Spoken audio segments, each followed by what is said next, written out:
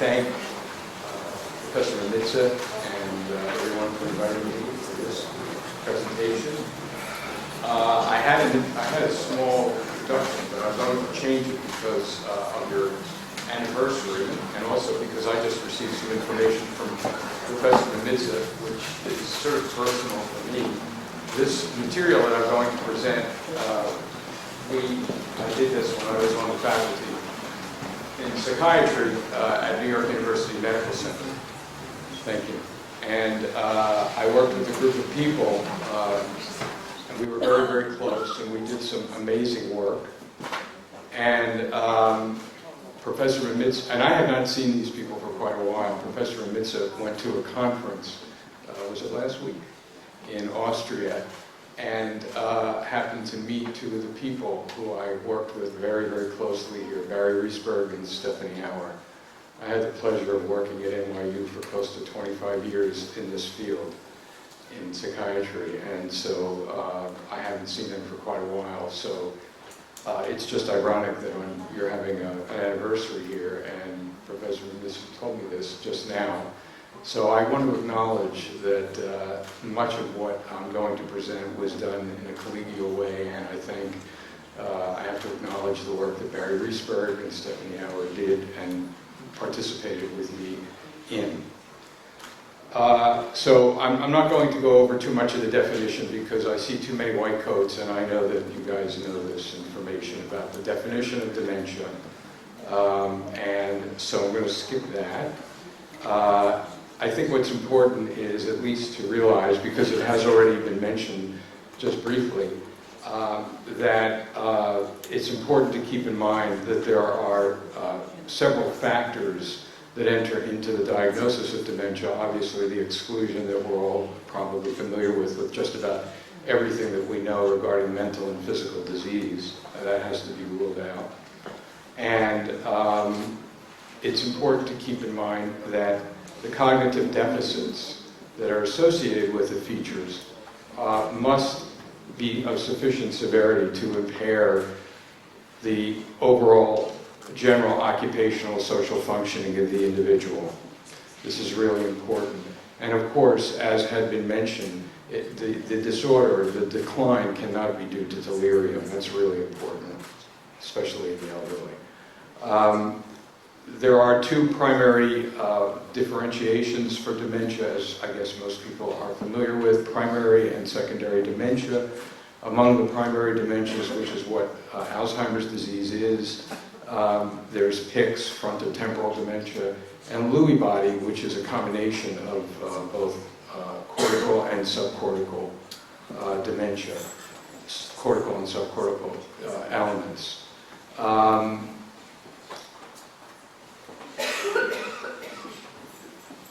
I just want to make one comment. Regardless, there are currently enormous differences of opinion regarding the numbers associated with the incidence of various kinds of dementia. But there is no argument that Alzheimer's disease accounts for a very, very, very large percentage, the major percentage of all of the dementias.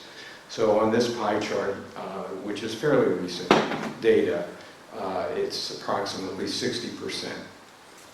And I'm sure you're all familiar, of course, with the issue of the growth as in age, as the cohorts move in age, of the prevalence, the growth of prevalence per age cohort. And that's extremely important because it means that over the number of years, the prevalence of dementia is going to increase. Now, this is extremely important. I'm going to be talking about the behavioral disturbances. And as Professor Kurtz just mentioned a few minutes ago, I think it's important, although there are three major clinical elements.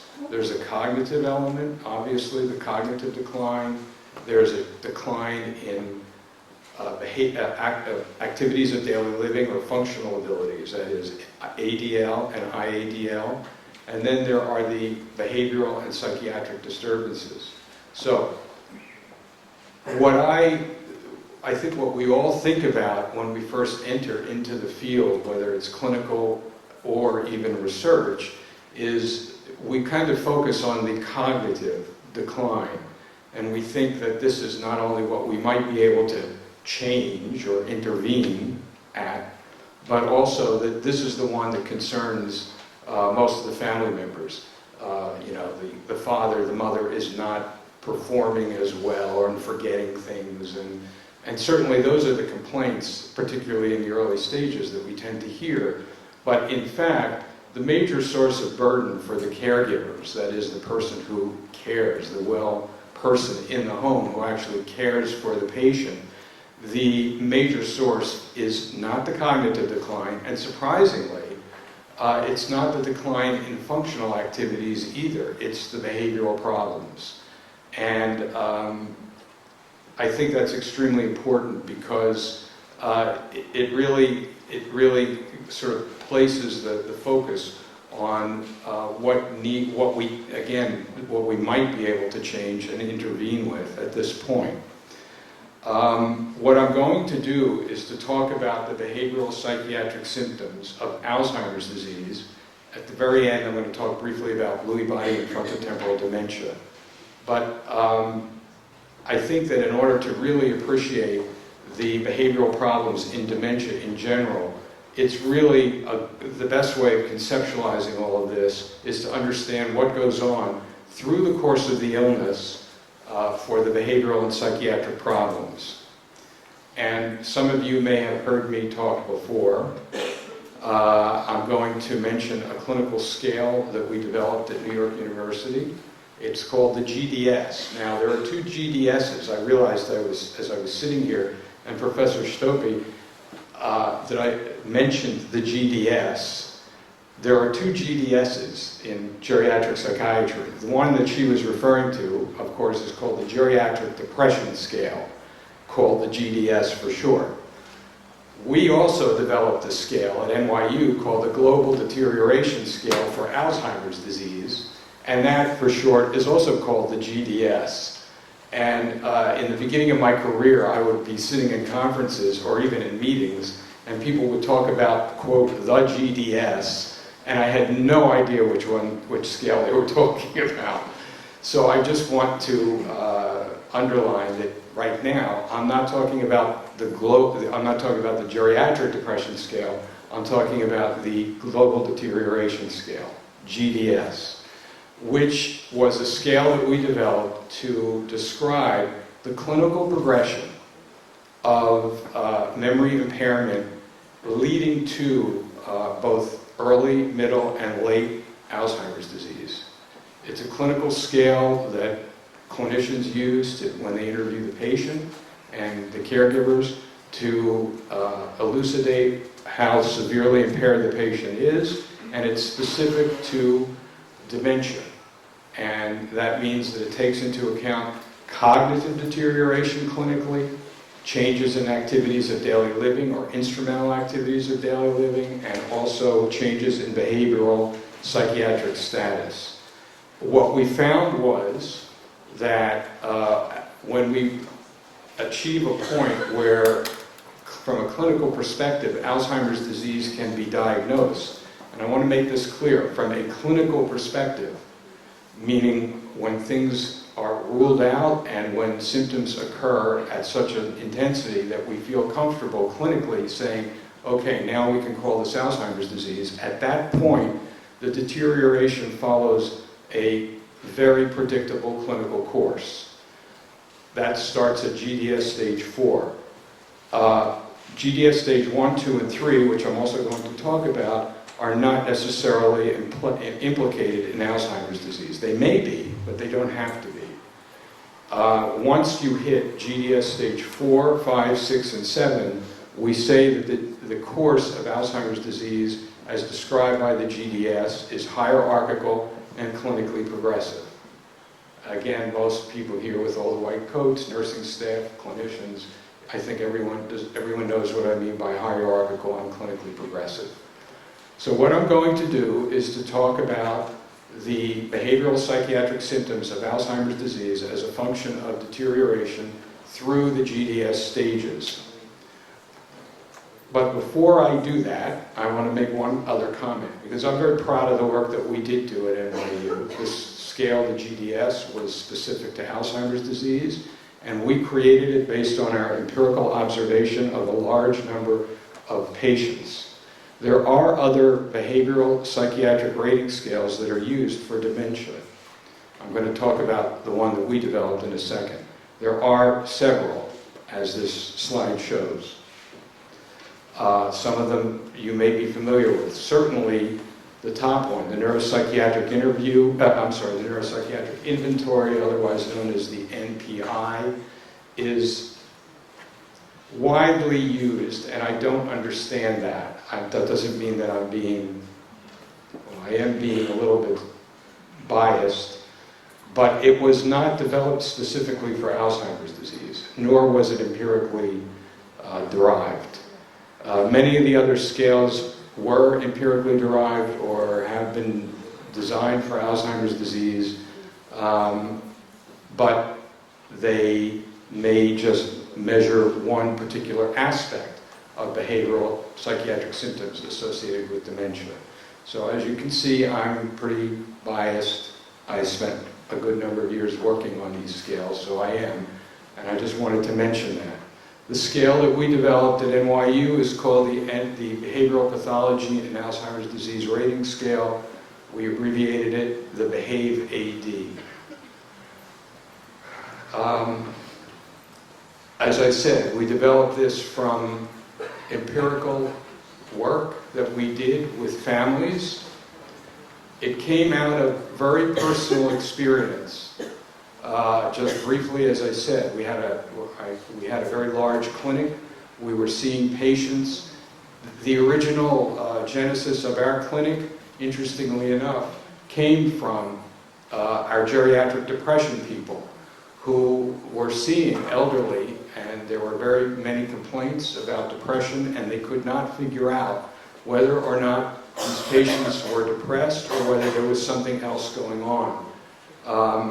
And so they started to refer patients to this clinic that I was involved with, where we were doing testing on the elderly, and out of that came our Alzheimer's Disease Research Center. And initially, we too were focused on cognition, and we had several patients who started through time to develop behavioral psychiatric problems. I'm only going to mention this quickly, and there was one family. We were in the center of Manhattan at New York University Medical Center. I don't know how familiar you are with that, but it's in the center of Manhattan. And one or two of our patients actually, during the evening, actually somehow got out of their apartment without the caregiver, that is the husband or the wife, knowing. They got into the streets. Luckily, they were not hurt, but one in particular almost was killed. And we realized we had a serious problem on our hands. And so we had to start to focus on looking at the behavioral psychiatric problems and, moreover, treating those behavioral psychiatric problems. So out of that experience, and I might add also with some stimulation from our social workers, we started to develop this rating scale to figure out what was going on psychiatrically with the patients that we were seeing. We developed the BEHAVE-AD. It is made up of 7 rating categories, as you can see from the slide: paranoid and delusional ideation, hallucinations, activity disturbances, aggression, diurnal rhythm disturbance, which is a fancy name for sleep, affective disturbance, and anxieties and phobias. And what I'm going to do now is to describe the symptoms that some specific symptoms that we have developed and that we clinically rated and that we've worked on as a function of each GDS stage. I'm not going to go through all of the symptoms, but I'm going to go through the 7 GDS stages, and I'll just describe some that are very characteristic of each one of the stages. So for GDS Stage 1,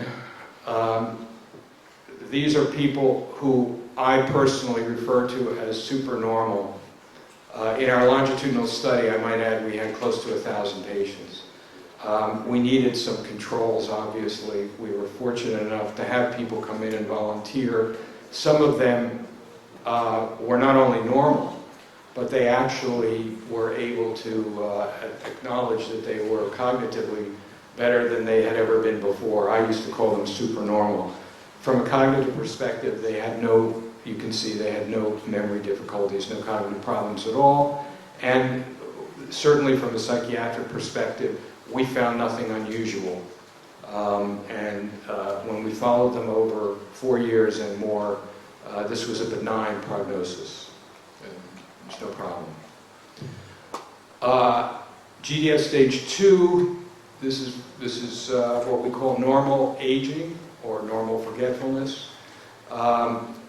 There is some subjective sense of memory impairment. This is only subjective. We really don't have any way, even now, of actually pulling this out and objectively demonstrating it. What is important is, because it's subjective, not very frequently, but many times, the patients will complain, as has been acknowledged by Professor Stopey, and then this will come. This will increase a little bit over time. There are complaints occasionally of some mild anxiety, and I won't call it depression, but certainly dysphoria that's associated with the subjective awareness, which kind of makes sense in a way, because basically what's happening is the patient is saying, I think there's something wrong, my memory, I think I can't find words as quickly or as I used to, or I forget things. But when you test them objectively and you do your interviews, you can't find anything as a clinician. You can't find anything. But the person themselves is experiencing this. And so consequently, there is an emotional reaction associated with that sometimes. And that's what you see. The psychiatric behavioral difficulty, as I said, occasionally there is some mild anxiety or dysphoria.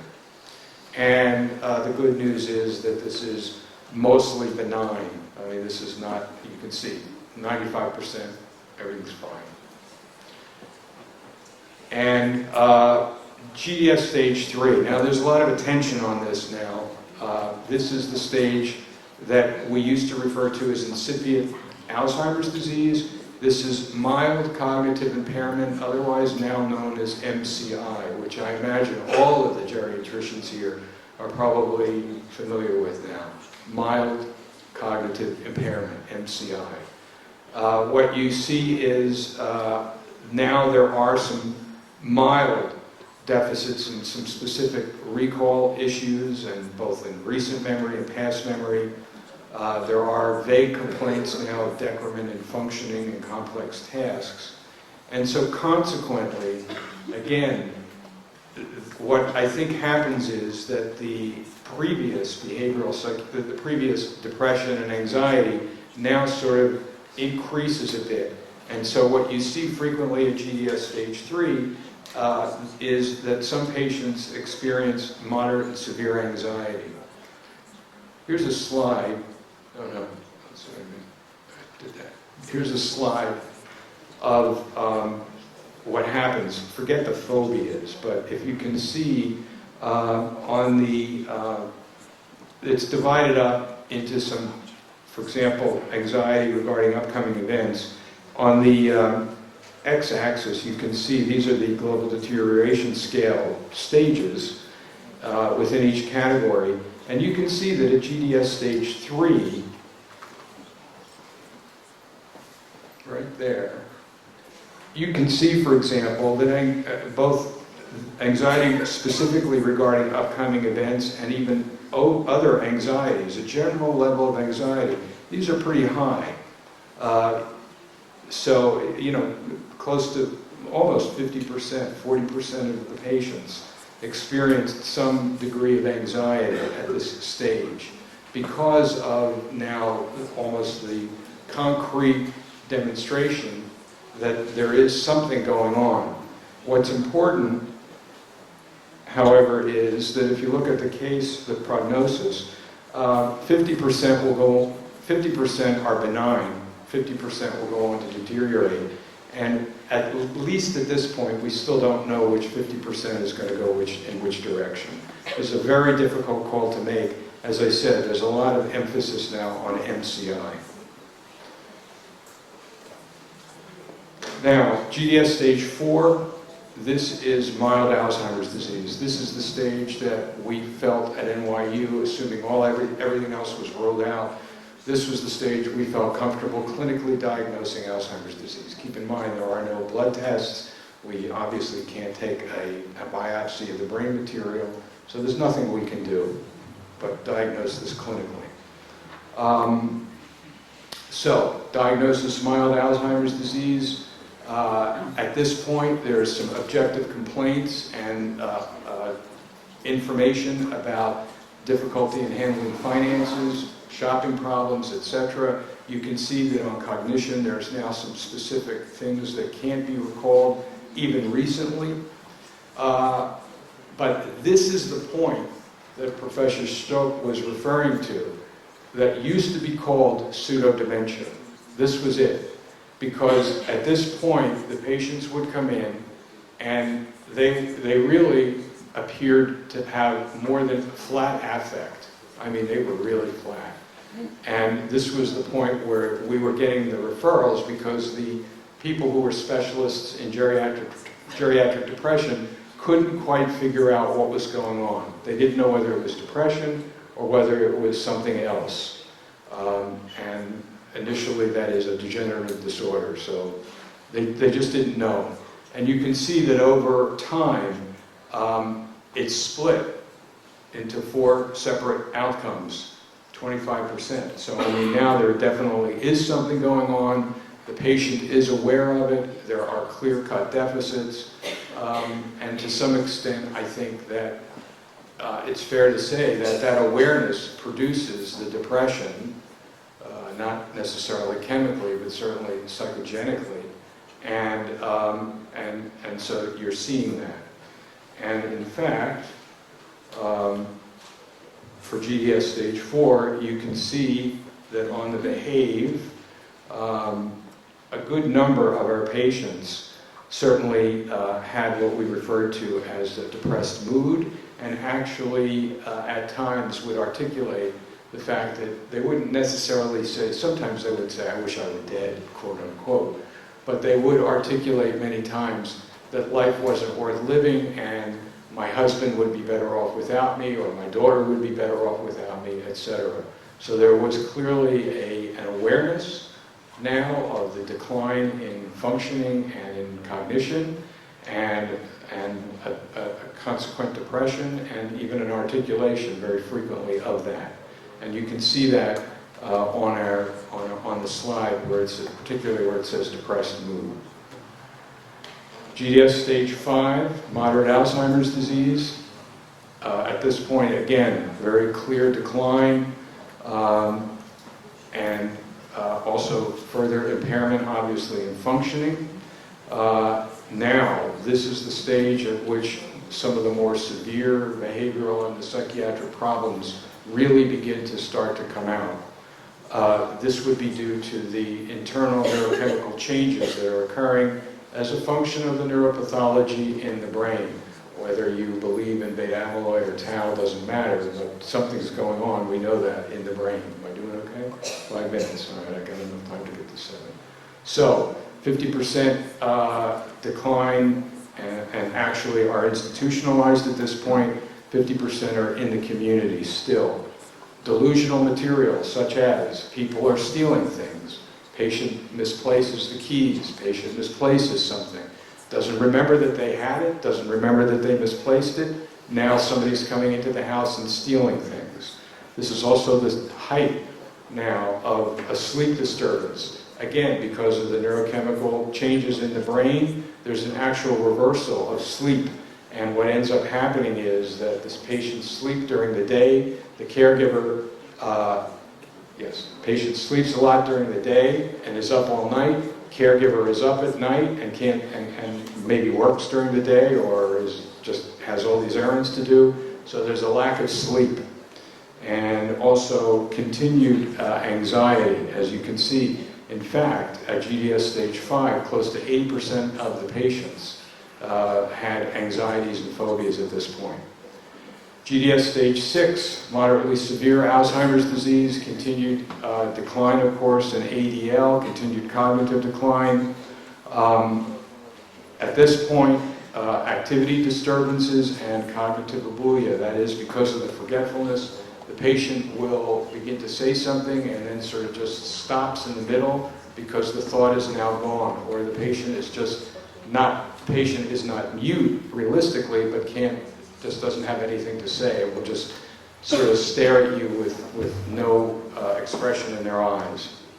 At this point, this is the point where if the patient has not been institutionalized, again, because of the stress associated with caring for the patient, because of the behavioral problems, most patients are now institutionalized. And you can see, again, a lot of affective symptoms at GDS stage 6.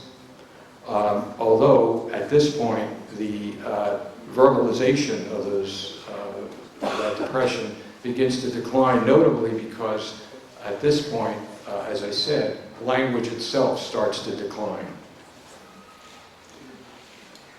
Also, activity disturbances occur at this point, wandering, purposeless activity, and more important, aggressivity. Non-verbal most of the time.